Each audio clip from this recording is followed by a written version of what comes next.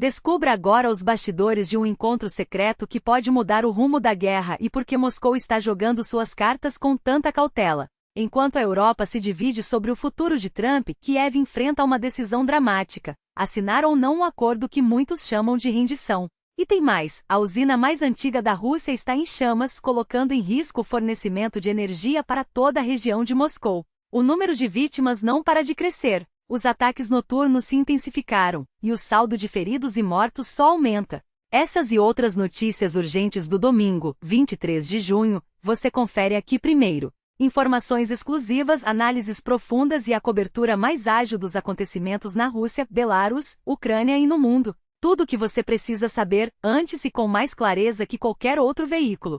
A madrugada nos arredores de Moscou começou com um incêndio que as autoridades prefeririam esconder. A histórica usina de Chatura, uma das mais antigas do país, foi atingida por drones durante a noite. Moradores locais filmaram as chamas, visíveis a quilômetros de distância. As forças de defesa aérea alegaram ter interceptado 75 drones, incluindo 2 na região de Moscou, mas ninguém assumiu a autoria do ataque. Enquanto isso, internautas compartilham imagens de equipes móveis que, em teoria, deveriam ter impedido a ofensiva. O incidente forçou o aeroporto de Chukovsk a suspender temporariamente suas operações, e a usina, com capacidade de 1,5 mil megawatts, ainda queima, ameaçando a estabilidade energética da região. Em Dnipro, a situação foi ainda mais caótica. Várias áreas da cidade foram atingidas simultaneamente por drones russos, com impactos sentidos em praticamente todos os bairros. O pior golpe foi em um prédio residencial, onde o incêndio deixou um menino de 11 anos entre os feridos. Postos de combustível e outras estruturas foram danificados, mas as autoridades ainda não detalharam todos os alvos. Uma noite que a cidade gostaria de apagar da memória, mas que deixou apenas crateras, fumaça e um número crescente de vítimas. Em Ternopil, após 4 dias de buscas ininterruptas, os bombeiros encerraram a operação de resgate. Até agora são 34 mortos, incluindo 6 crianças.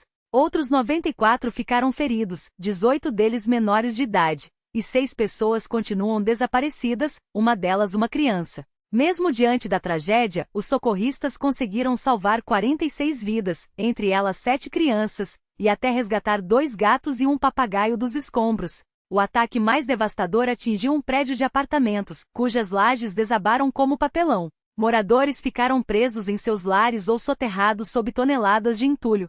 Outro local exigiu esforços igualmente intensos, com equipes trabalhando contra o relógio para salvar quem ainda pudesse ser alcançado. No local, atuaram unidades de emergência de 9 regiões, com maquinário pesado, cães farejadores, médicos e psicólogos. As equipes se revezavam dia e noite, mas nem todos puderam ser salvos.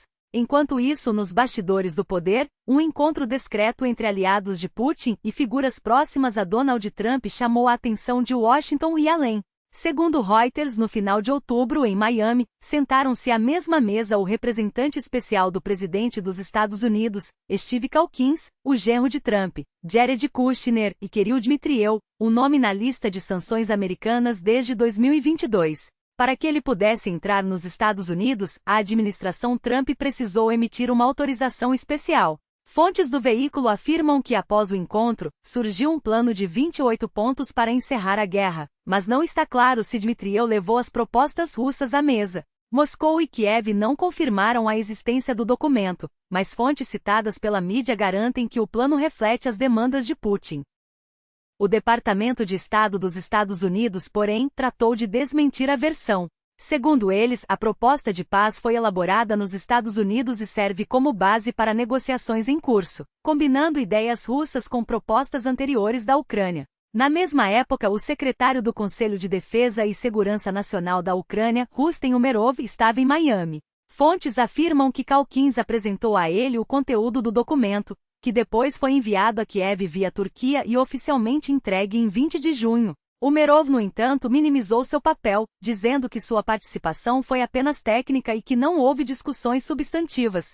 Em Washington, as ruas explodiram em protestos antes mesmo do pôr do sol. Manifestantes criticaram desde a política migratória de Trump até seu plano de paz para a Ucrânia. Cartazes com frases duras tomaram as avenidas. Ou você defende a América, ou defende Trump. Não dá para fazer as duas coisas, e Trump acabou de vender a Ucrânia. Cada um tinha algo a dizer. O estupim foi a notícia de que Trump ordenou a deportação de mais de 600 mil imigrantes indocumentados até o fim do ano, ao mesmo tempo em que seu plano de paz gerou reações furiosas em Kiev e entre aliados ocidentais. O documento de 28 pontos prevê concessões territoriais à Rússia, um veto à entrada da Ucrânia na OTAN e a redução do efetivo militar ucraniano. Trump tentou amenizar as críticas, afirmando que o plano não é definitivo e pode ser revisado, mas os protestos mostram que a insatisfação só cresce e as ruas não estão dispostas a esperar. Enquanto isso, na Suíça, as negociações chegam ao fim. As partes realizaram a primeira rodada de discussões, mas os avanços foram tímidos. Líderes da Grã-Bretanha, França e Alemanha se reuniram com seus conselheiros de segurança nacional, e a próxima etapa contará com a participação de uma delegação dos Estados Unidos. O clima é de otimismo cauteloso. O objetivo é chegar a uma conclusão que possamos apresentar primeiro aos ucranianos e depois, aos russos, disse um dos negociadores. É um bom plano, mas há pontos que precisam ser esclarecidos ou detalhados. Estamos perto de alcançar nosso objetivo. Um dos pontos mais polêmicos, segundo fontes, é a exigência de realizar eleições na Ucrânia em até 100 dias. Alguns interlocutores afirmam que o processo poderia ser concluído em cerca de 90 dias, mas os detalhes ainda são vagos. Não vou entrar em pormenores agora, mas o primeiro passo será dado na quinta-feira. O plano também está sendo discutido em Kiev, e sou cético quanto à possibilidade de tudo ser resolvido em tão pouco tempo. Agora é com você. Cada curtida, cada compartilhamento, cada comentário e cada vez que você assiste até o fim faz toda a diferença. Essas ações ajudam a levar nossas reportagens a milhares de novos espectadores, garantindo que mais pessoas tenham acesso à verdade. Obrigado por estar conosco e por fazer parte dessa missão.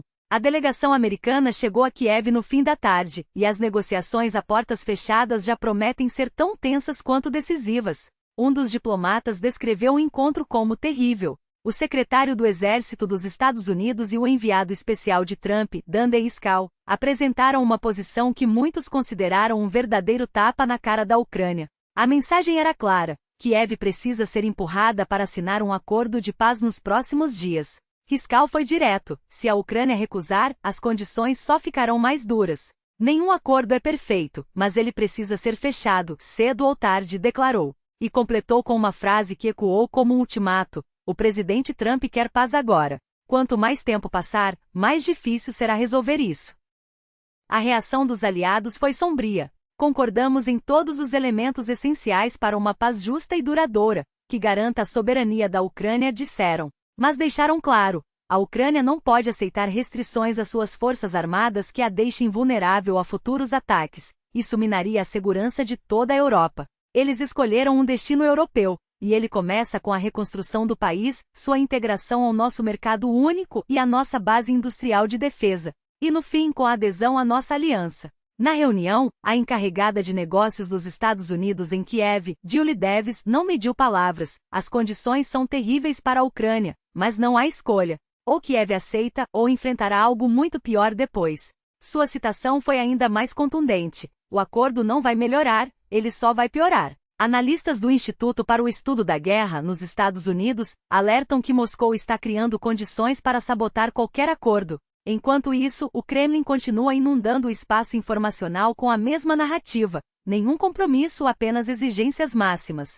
Segundo o Instituto, o tom foi reforçado pelo chefe do Comitê de Assuntos Internacionais da Duma, Alexei Pushol, que afirmou que qualquer solução deve atender a todas as demandas de Moscou e considerar as causas raízes da guerra. Mas a vitória russa não é inevitável. A Ucrânia ainda pode explorar fraquezas críticas para forçar o Kremlin a negociar e fazer concessões reais. Do outro lado, o líder da DNR, Leonid Slutsky, chamou o plano dos Estados Unidos de uma boa base. E acrescentou, com um tom ameaçador: o avanço das tropas russas no leste da Ucrânia é um argumento ainda mais forte. Para os especialistas, essa fala deixa claro: Moscou não pretende parar sua ofensiva. Enquanto isso, na cúpula do clima no Brasil, um acordo foi fechado, mas sem o ponto central que todos esperavam. Após 2 semanas de negociações tensas, os países chegaram a um compromisso que deixou os combustíveis fósseis de fora. O resultado?